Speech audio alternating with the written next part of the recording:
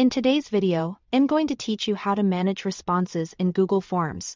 By the end, you'll know exactly where to review incoming submissions, how to pause or resume responses, how to get notified, how to export your data, and how to safely remove individual entries when needed. Start by opening your form and heading to the Responses tab at the top.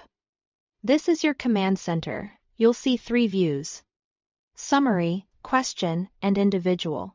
The Summary view compiles charts and graphs for a quick snapshot of trends, perfect for spotting patterns, common choices, and overall counts at a glance. If you want to dig deeper into how a single question performed across all respondents, switch to the Question view. This lets you review one prompt at a time, which is great for identifying confusing wording or answers that need follow-up. For a detailed look at each person's submission, move to the Individual view.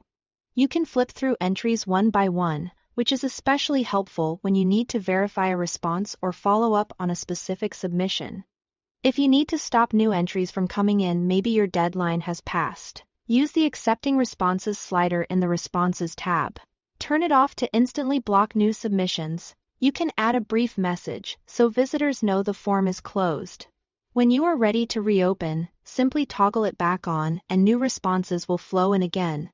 To stay updated without constantly checking the form, open the three-dot menu in the top right of the Responses tab and select Get Email Notifications for new responses. You'll receive an email whenever someone submits the form. If your inbox gets too busy, return to the same menu to turn notifications off. When it's time to work with your data, click the green Sheets icon to create a spreadsheet.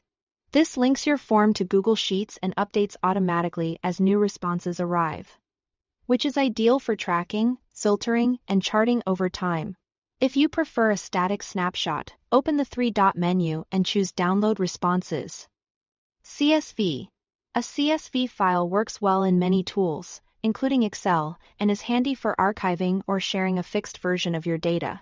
Finally, if you need to remove a specific entry, go to the Individual view, navigate to that submission and delete it. Your summary charts and question totals will update automatically.